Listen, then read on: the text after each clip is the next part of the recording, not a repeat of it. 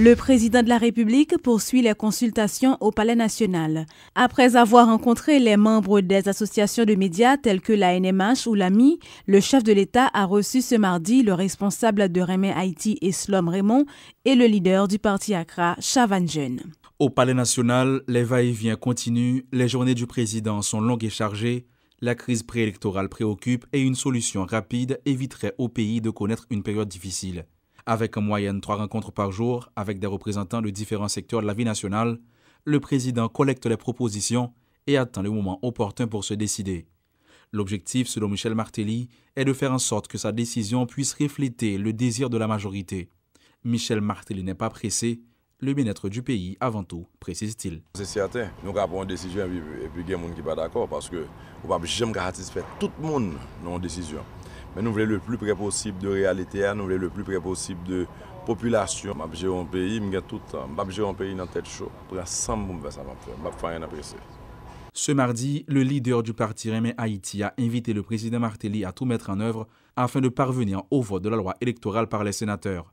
Le cas échéant, Eslom Raymond dit attendre du président une proposition, laquelle définira si le chef de l'État veut se transcender pour mettre fin à la crise. Le samedi président, il y a un carrefour historique. Et c'est un moment difficile que grands hommes révélés. Président capable de révéler, ils sont grands nègres, ils sont grands hommes politiques, ils sont grands présidents. Même après 100 ans, petit pays après le que c'est une situation difficile qui t'a annoncé. Et que le président de la République, là, Michel-Joseph Martelly, fait une proposition à la nation, lui permettre que le pays a sorti dans sa ligne. Autre proposition sur le tapis, et pas des moindres, celle formulée par les dirigeants du parti Accra.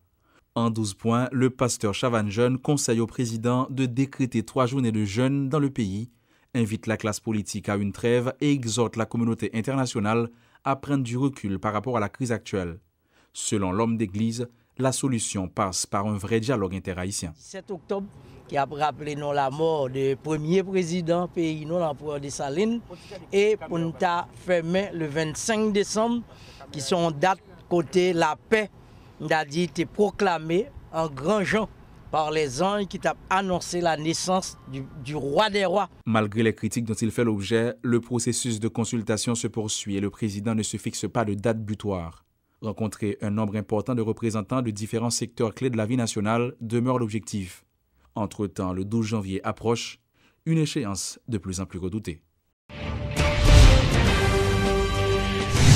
Le consortium national des partis politiques haïtiens appelle le chef de l'État à faire preuve de prudence concernant les propositions de sortie de crise formulées par de nombreuses personnalités politiques.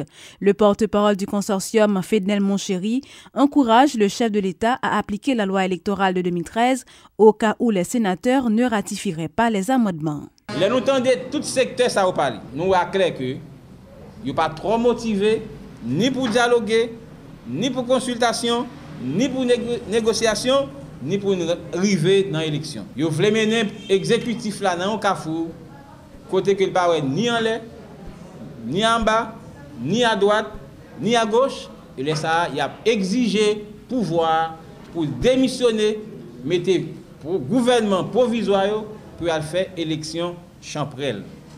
Nous demandons l'exécutif là, comme lui, ouais, clair, il a un peu de prudence.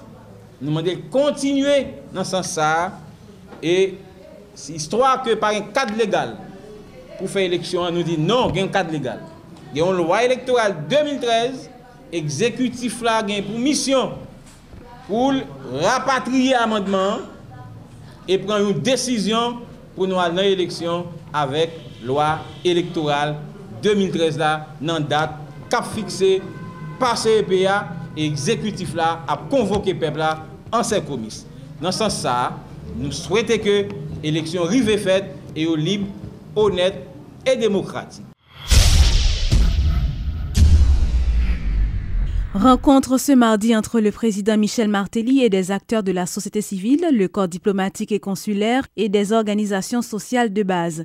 Le chef de l'État était accompagné de son Premier ministre Laurent Lamotte.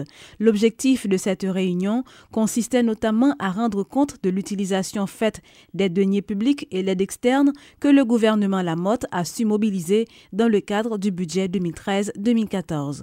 Suivez les explications de Carl Jean-Louis, chef de cabinet du Premier ministre. Je crois que je dis, il y a un pile chiffre qui tombait et nous exercice ça nous fait le même. C'est pour nous capables d'assurer que les ministres partagent un pile chiffre avec la presse. Nous avons aimé dans l'exercice ça que débat qui gagne sur l'action gouvernementale là, que les plus axé sur les chiffres, les plus axé sur le pourcentage, les plus axé sur la réalisation par rapport à des objectifs et des indicateurs que le ministère te mettait pour année ça et année antérieure. Et c'est un exercice qui permet tout ou garder et qui progrès fait par rapport à qui ça. C'est ça qui fait dans plusieurs interventions que le ministère fait. Nous regardons dans des années antérieures et par rapport à jeudi à côté nous et par rapport à objectifs que le gouvernement la motte la gagne, qui côté nous et à qui côté nous river et qui perspective qui gagne pour l'année prochaine. Moi je crois que tout est exposé qui fait matin en fait autour de taux de pourcentage de réalisation par secteur par rapport à des objectifs et par rapport à des moyens. Je crois que nous mentionnons tous des contraintes que le gouvernement gagne en termes de ressources, des limitations qui ne permettent nous de faire plus, mais on a gardé quand même avec des perspectives qui viennent par rapport au budget que nous avons pour nous voir qui ça nous fait pour nous ajouter sous réalisation. Et je suis bien content, moi, ouais, que de l'autre côté, la société civile a réagi, il y a différents types d'interventions qui fait, qui très bien, et nous prenons note.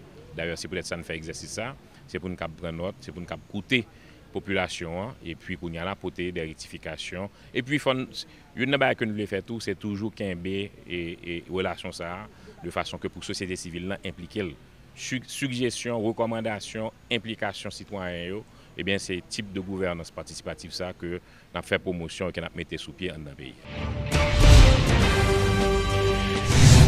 Le ministère du Commerce et de l'Industrie a procédé ce lundi à la présentation officielle de la première version du guichet unique électronique d'enregistrement de sociétés anonymes lors d'un cocktail. Par ce projet, le MCI entend améliorer la qualité des services fournis aux clients entrepreneurs et investisseurs en rendant 10 fois plus rapide le processus d'enregistrement d'une société anonyme.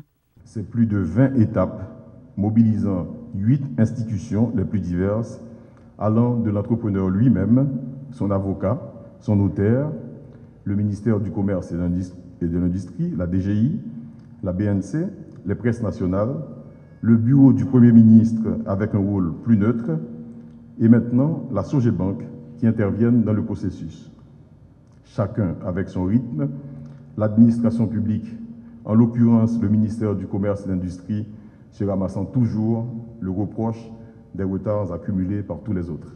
La mise en place du guichet unique électronique, malgré l'adjonction d'un intervenant supplémentaire, ici la Sogebank comme intermédiaire de paiement, permet de diviser par 10 le délai pour enregistrer une société anonyme en Haïti en respectant toutes les contraintes des prescrits de la législation actuelle.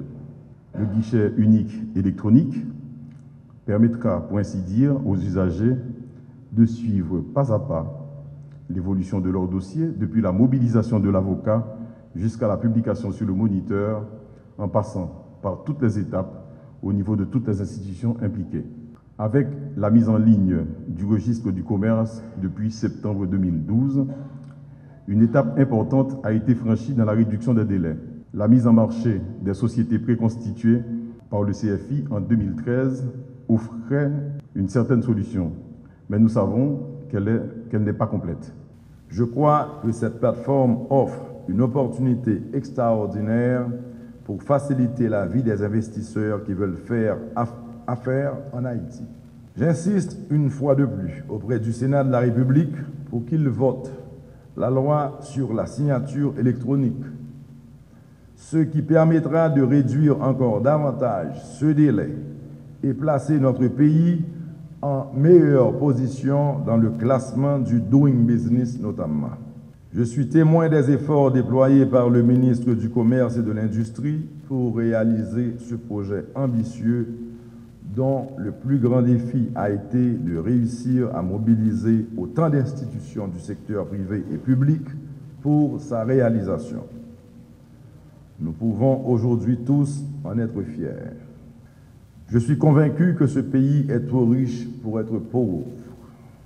C'était hier mon slogan de campagne.